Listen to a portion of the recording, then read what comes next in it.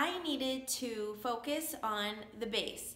I was ready to get cranking on getting that material, getting those big sections rolled, getting everything welded up and assembled, put together. I was excited to see the sculpture come alive. That's the fun part. The hard part is thinking about the base. The base requires very few materials, but it does require brain power, and thinking and working through. So that's what I spend my time on. Just waving to my neighbor Frank. Oh, gotta turn the heat off. Okay, so obviously that's not the stuff that I wanted to focus my energy on, but I really just had to put my head down and get moving on that very important detail. Usually I do like to build the piece and put it all together, see where the weight kind of lands, and then make the base off of that. Since I'm working so closely with the model and I know where the weight is going, I think that I can safely attach the base and not worry about things changing on me because I am looking and measuring from that model so closely. So with the base, I really wanted the base to be attached to the box pedestal section, where it wasn't laying down and being assembled and then being lifted up and propped into place because of weight. I want the box to be set in place, and then I want the sculpture to be craned on top of that. Then with hidden panels, that's how I will access inside the sculpture, and then bolt the panels into place with low profile hardware, and then the piece will look great. I'm happy to say that the base came together and the piece is standing. So bravo, except one step forward, 2 steps back.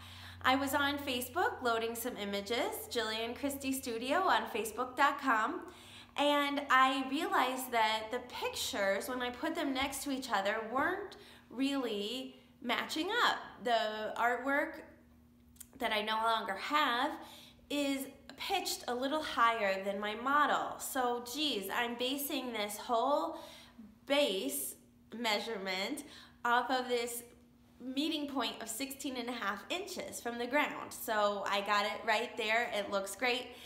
But now the pitch is higher on the original artwork that I'm trying to replicate. So I'm going to have to cut out one of the tabs, lift up the big artwork now, and raise it about 5 inches, re-weld the tab into place, and then hope that that also works out.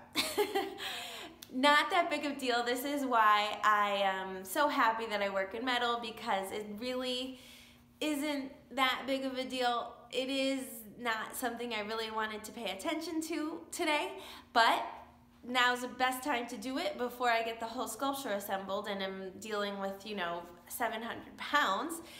I can address the problem now, and it'll probably take a couple hours, not the end of the world, not something I wanted to do, gonna do it. The sculpture is standing on its own. I raised it a few inches. It's better, but not quite where I want it, so I need to get a couple more inches in there.